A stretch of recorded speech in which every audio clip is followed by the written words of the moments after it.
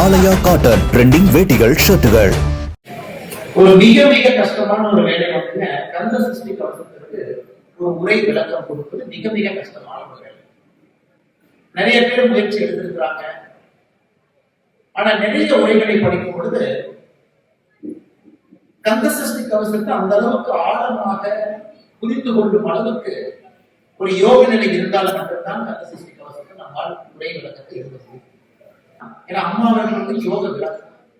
நமக்கு அந்த யோக நிலை இருக்கும் பொழுது, நமக்கு அந்த ஆன்மீக தேடல் இருக்கும் பொழுது மட்டும்தான் என்னை பொறுத்தவரை அம்மா நமக்கு சொல்லியிருக்கக்கூடிய இதே நமக்கு புத்தகத்தை வாங்கிட்டோம், அம்மாவுடைய சீடர்களா இருக்கிறோம், நம்ம எடுத்து படிப்போம். எனக்கு கிட்டத்தட்ட 240க்கு மேல கந்த சஷ்டி கவசத்தினுடைய வரிகள் மட்டுமே இருக்கு, வார்த்தைகள் வரி.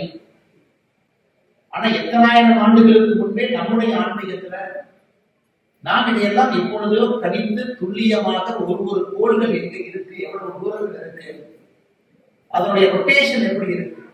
நீங்க சாட்டன் அப்படிங்கிற கோள் எடுத்துக்கிட்டீங்கன்னா அது ரொம்ப ஆச்சரியத்தை அன்னைக்கு நம்ம சொல்லியிருக்கோம். அந்த சாட்டன் கோள் சூரியனை சுற்றி வருவதற்கு ஒரு நாளாகும், தன்னைத்தானே சுற்றி கொள்வதற்கு அதை விட அதிக நாளாகவும் நாம் அன்னைக்கு சொல்லியிருக்கோம். அப்படின்னு சொல்றாங்க. ஆனா சனாதன தர்மத்துல மட்டும்தான் ஆண்டவன் மனிதனை உருவாக்கினார், ஆண்டவன் இயற்கை வளங்களையும் உருவாக்கினார், ஆண்டவன் 5 ஜீவங்களையும் உருவாக்கினாங்க. இவங்க எல்லாருமே கோஹாபிட் பண்ணி வாழணும், ஒன்றாக வாழுவதற்காக இதை உருவாக்க. அதனாலதான் நம்ம இதுல பசுமக்கள் கிடையாது.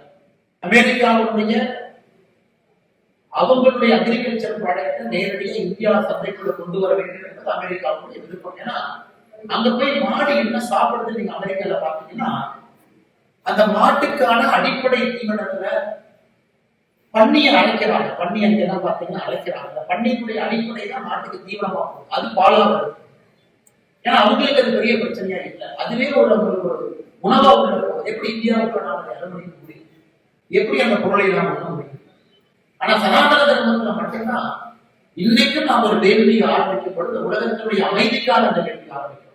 பாரத தேசம் மட்டும் அமைதியாக இருக்க வேண்டும். நாம் எல்லோருமே காலையில யோகத்தை எல்லாம் முடிச்சுட்டு காலையில நாம் அந்த யோகத்தை முடித்துவிட்டு சொல்லக்கூடிய முதல் வார்த்தையே ஓம் சாந்தி சாந்தி சாந்தி சொல்றோம். எல்லோருக்கும் அமைதி நம்ம சொல்றோம். ஆனா எப்பொழுது இந்த உலகம் சனாதன தர்மத்தை முழுமையாக புரிந்து கொள்கின்றார்களோ அன்னைக்குத்தான் இந்த பிரபஞ்சம், இந்த உலகத்துல முழுமையான அமைதியை இந்த உலகம் பார்க்க முடியும். இங்கிருந்து உலக நாடுகள் முழுவதும் அமைதி என்கின்ற வார்த்தை நாம் எடுத்துட்டு போகிறோம். உலக நாடுகள் நன்றாக வாழ்வதற்கான ஒரு சாத்தியக்கூறுகள் நம்முடைய சனாதன தர்மத்தின் மூலமாகத்தான் நாம் கொடுக்க முடியும். ஆட்சி பொறுப்பை ஏற்ற பிறகுதான் உண்மையை சொல்ல வேண்டும் என்றால் அரசியல் எல்லாம் தாண்டி ஒரு சனாதன தர்மத்தின் பால் ஒரு ஆட்சியை இந்திய மண்ணில் நாம் பார்க்க முடியும் என்கின்ற முழு நம்பிக்கை. எப்பொழுது ஆன்மீக சிந்தனையோடு அறவழியோடு அவர்கள் அரசியலை பார்க்கிறாங்க பொழுது ஒரு என்லைட்டன் செல்ஃப் அரசியல். இந்த 2 காரணத்துக்காகத்தான் முத்துராமலிங்க தேவரையா தேசியமும் ஆன்மீகமும் என்னுடைய 2 கண்கள் என்கின்ற வார்த்தையை பயன்படுத்தினார். எப்பவோ பயன்படுத்தினார். இன்னைக்கு அது பொருந்தணும், குறிப்பாக தமிழகத்திற்கு அது பொருந்தணும், நம்முடைய பாரத தேசத்துக்கு அது பொருந்தணும்.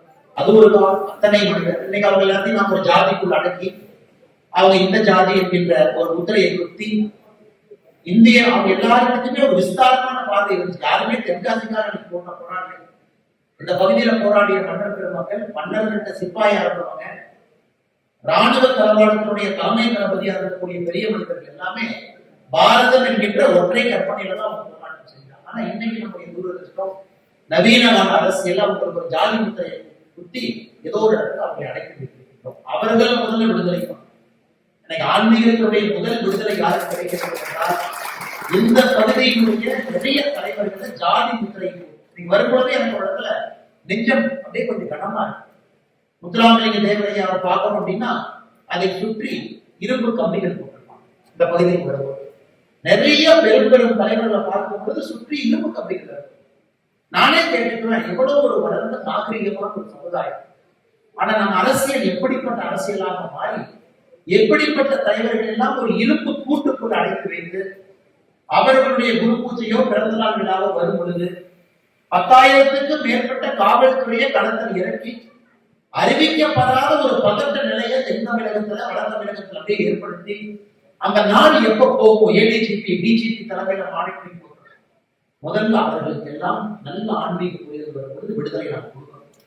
அவர்கள் எல்லாம் பொது இடத்துல எல்லோரும் போற்றக்கூடிய சமகால தலைவர்களாக கொண்டு வர வேண்டும். அதைத்தான் முத்துராமலிங்க தேவரையா சொல்றாங்க, தேசியமும் ஆன்மீகம்ங்கிற வார்த்தையை பயன்படுத்துறாங்க. சரவண பவன், இந்த சாவத்துக்கு அதை கடைசியா போட்டீங்கன்னா ரவண பவச, ராவத்துக்கு அவரை போட்டீங்கன்னா வனவ வசர, நாவத்துக்கு போட்டீங்கன்னா பவச ரவண. இதெல்லாம் ஒரு சரவ பவ என்கின்ற அற்புதமான ஒரு மந்திர சொல்லுடைய ஒரு வார்த்தையை மட்டும் அப்படியே மாற்றி மாற்றி மாற்றி அதை கொண்டு வந்து இந்த பாடல்கள் எழுதும். நிறைய பேர் நம்ம என்ன நிறைய சொல்றாங்களே, ரீங்கிறாங்க. அதெல்லாம் சரியாக உச்சரிக்கும் பொழுது உங்களுக்கே உடம்புக்குள்ள தெரியும். அந்த நேவல் பகுதியில தொப்புள்குடி பக்கத்துல அந்த வைப்ரேஷனை சரியான முறையில் உச்சரிக்கும் பொழுது நீங்களே உணர்வீங்க. இன்னைக்கு தான் சயின்ஸ் சொல்றாங்க, நம்முடைய brain waves alpha, beta, gamma, delta, theta இந்த மாதிரி வேவ்ஸ் இருக்கு. ஒரு நல்ல யோக நிலையில நீங்க டீப் ஸ்லீப் இருக்கிறீங்க. நீங்க வாட்ச் எல்லாம் கட்டிங்கன்னா வாட்சே சொல்லிட்டு காலையில் எழுந்திரிச்சீங்கன்னா எவ்வளவு நேரத்துக்கு நீங்க ரெம் ஸ்லீப் அப்படின்னு ஒன்று போடுது, டீப் ஸ்லீப் ஒன்று போடுது, கோர் ஸ்லீப்னு போடுது. வாட்சே நீங்க வந்து அவ்வளவு டேட்டா கொடுக்குது. ஜீவ சமாதின்னு சொல்லுவோம். அதையெல்லாம் தாண்டி ஒரு 650 ஆண்டுகள் ஒரு ஜீவ சமாதி நிலையில ஒரு உயிர் இருக்க முடியும் என்கின்ற சயின்ஸ் இன்னைக்கு நம்ம சொல்ல ஆரம்பிச்சோம். இன்னைக்கு நம்ம பேசுறோம், ஆனா எத்தனை நம்முடைய முன்னோர்கள் இன்னைக்கு ஜீவ சமாதியில் இருக்கிறாங்க. இன்னைக்கு தான் ரிசர்ச் நடக்குது. நீங்க நல்ல டீப் யோகா இருந்தீங்கன்னா அது ஆல்மோஸ்ட் நீங்க டெல்டா இருக்கீங்க. ஆலயா காட்டன் ட்ரெண்டிங் வேட்டிகள் ஷர்ட்டுகள். பிளே ஸ்டோர் மற்றும் ஆப் ஸ்டோரில் இருந்து பாலிமர் செயலியை QR கோடு மூலம் பதிவிறக்கம் செய்யுங்கள். செய்திகளை உடனுக்குடன் பெறுங்கள்.